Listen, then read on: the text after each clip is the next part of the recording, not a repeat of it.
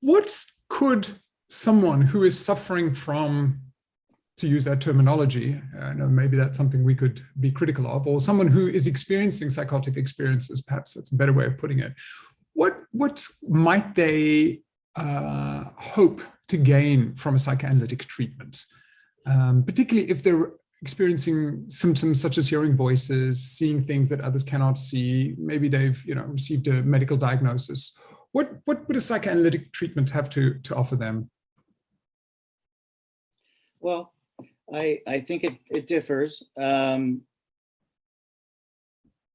Maybe I'm thinking now just about other approaches too, that are, and I get into this in the book, that are not analytic at the level of technique or of concepts, but at the level of ethics. I would say there's a lot of common ground there, say between the Hearing Voices Network, which is a peer created and run approach, and psychoanalysis, for example.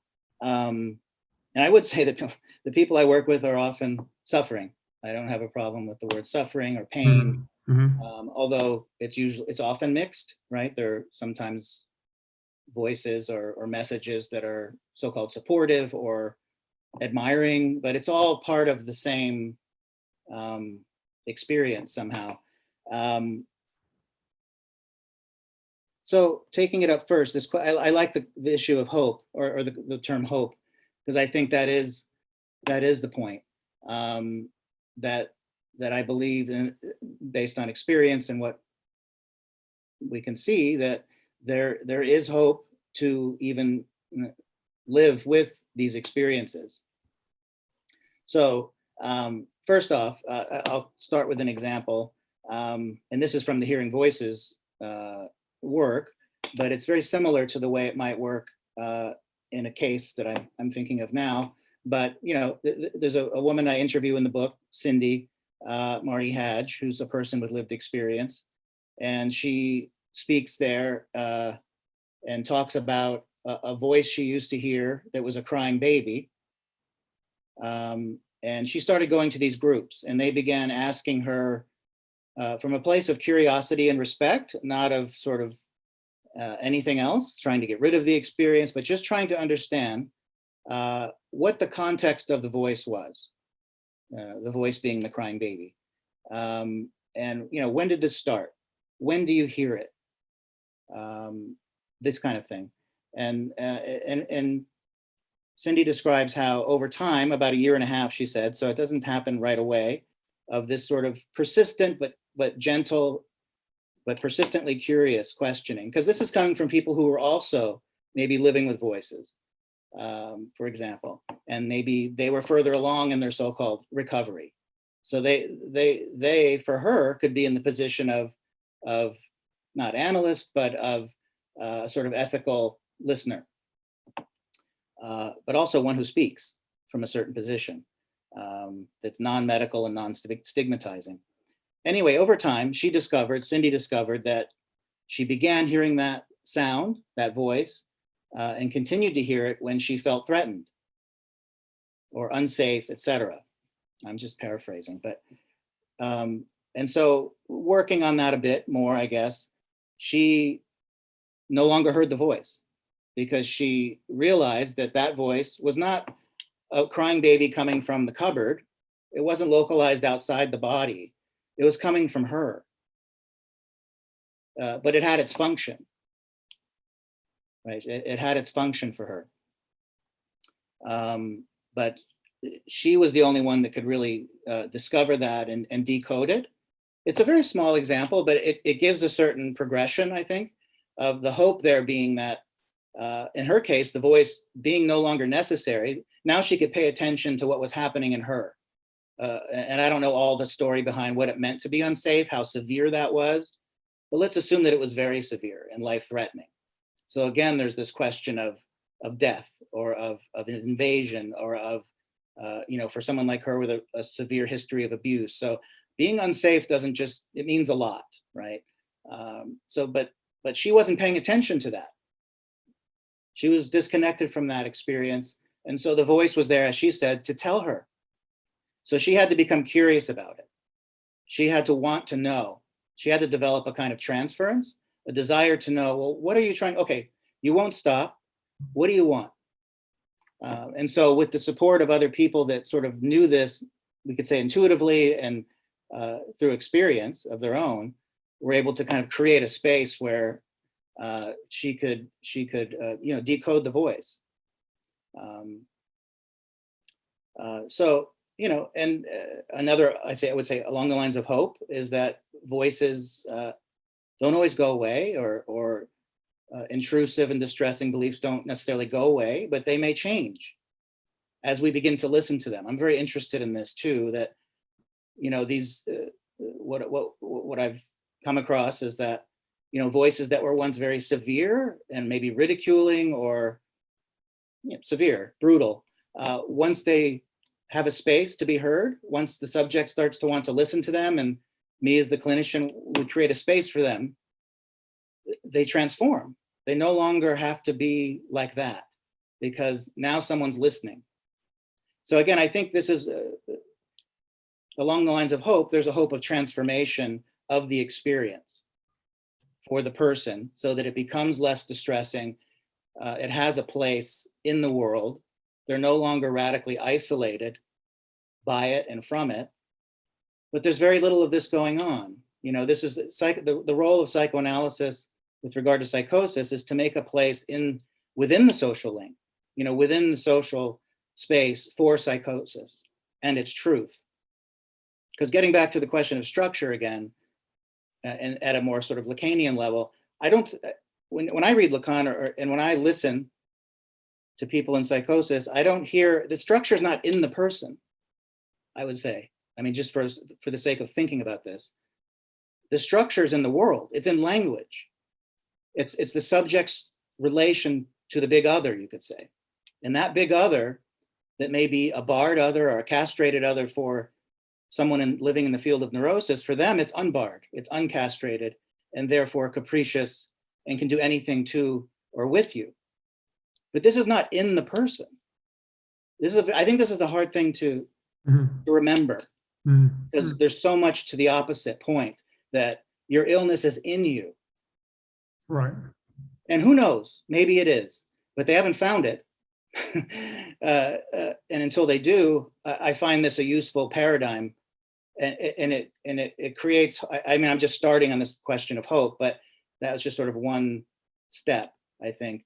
I think there's a lot more that can happen in terms of this person who maybe was living completely within their psychosis and within a totalizing, maybe authoritarian belief system, now is back in school, is preparing to get married.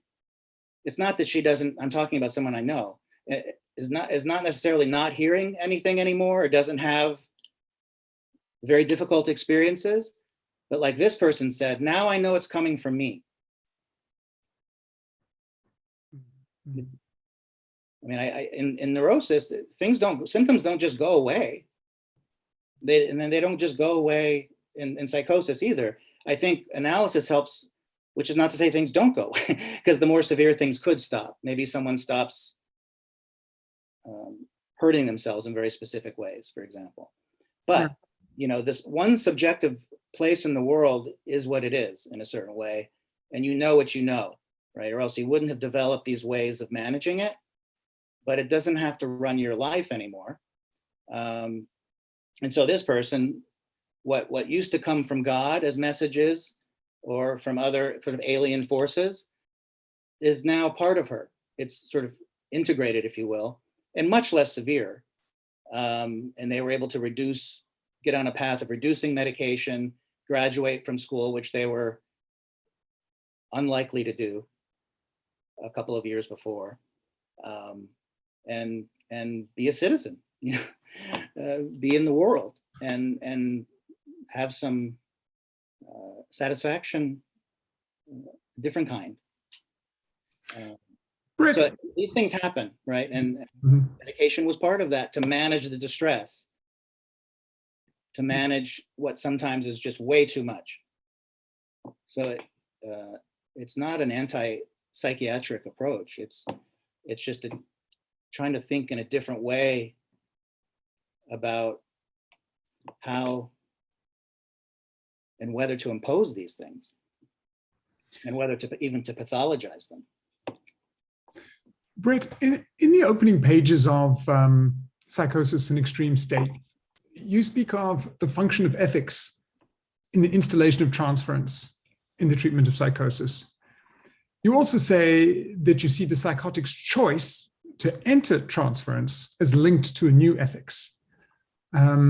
So many of the questions that I was thinking through prior to our interview really flow from some of those conceptualizations. It's a really impressive set of concepts that you open the book with. And I'm always, particularly on the YouTube channel, interested in defining key concepts, seeing how people can find them to be of some use.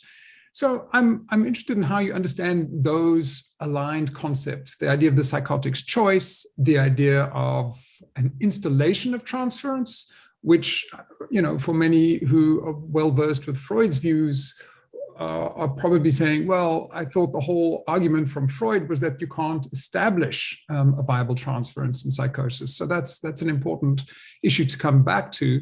And of course, also the idea of a new ethics. So without asking you an impossible question, combining them all in one go, maybe I could ask you one by one about some of those concepts. Okay. And the first one, I suppose, is this idea of the psychotic's first choice. Now, I think as becomes clear in reading through the book, there's more than one choice that you're referring to here. But when you first speak of the psychotic's choice, it's in respect to foreclosure. And here's a quote right from the beginning of the book. Foreclosure is the result of the psychotic's first choice, a choice deployed at the moment of the advent of the subject. The psychotic's first choice is to radically exclude, that is to foreclose, the symbolic anchoring point for sense and meaning. You also go on to note that the psychotic is without the primary or fundamental symbolic link to anchor the structure of psychic reality, and the body is a psychic reality. So that's a lot, but maybe if you could tell us just, off the top of your head or what comes to mind, what is important to you about this notion of the psychotic's choice? And also what is important about the psychotic's choice in relationship to the decision to enter transference? Okay. Yeah, I think I sort of posit this initial choice, which is not really a choice in the way that we don't really think of the word probably.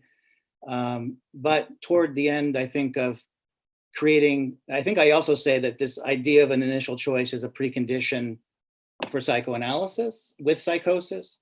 Because I think getting back to what you were asking about hope, I think positing that there is some sort of choice, and the way I alluded to earlier where Apollon says it's an economical choice, meaning this person, this subject was faced with something where maybe the usual symbolic framework wasn't available or was so perverted or destroyed that it was not really much of an option, and it had proved itself to be defective, kind of radically in some way.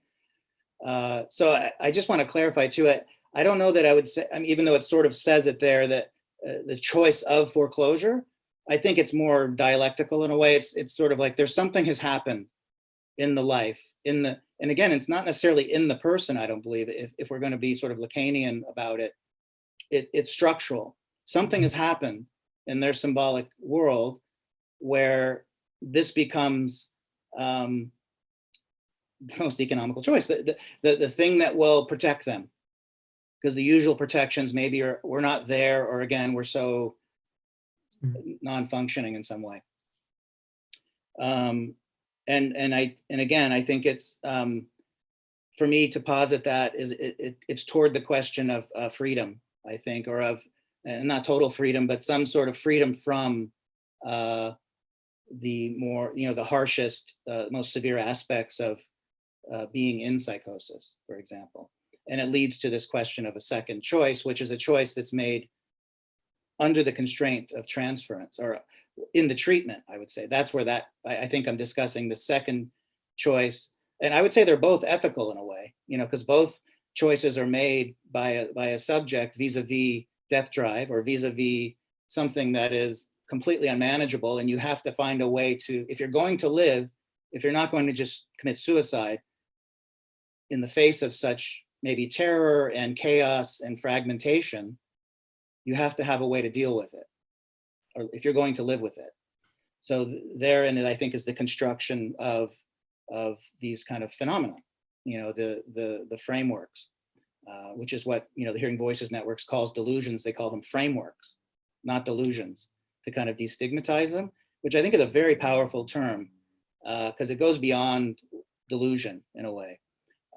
It's any way to explain one's experience, and it has to be respected because that's the way they're staying alive. That's the way they're living.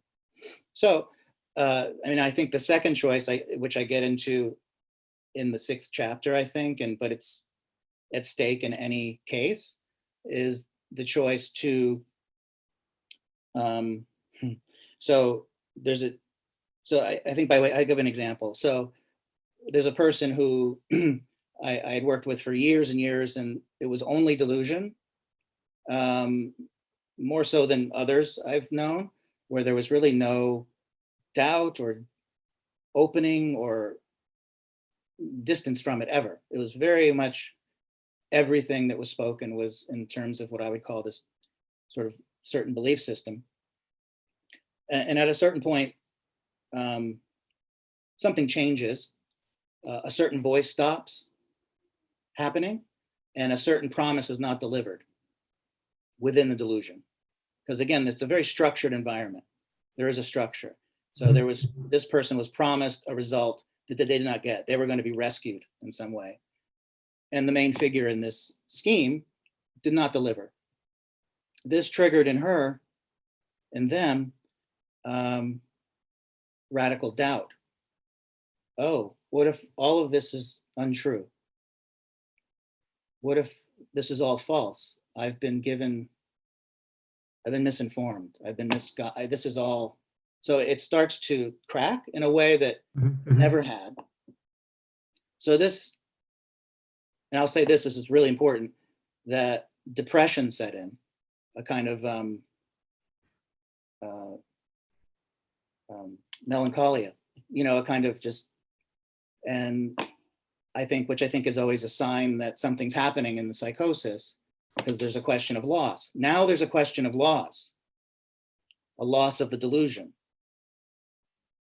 So herein lies the question of ethics and the choice. What will you do? So I'm there, I'm hearing this. I might say some things to hide, oh, I hear this, I hear this.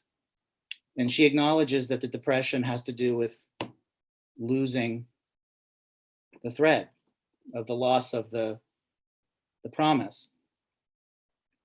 But she doesn't shy away from that. She doesn't then generate a new, because one could very well redo the delusion to fill that hole. Oh, well, it's because of this and this and this, and now I'm going to get this in the year 2027, so all is well. So the delusion has this function. It's never lacking.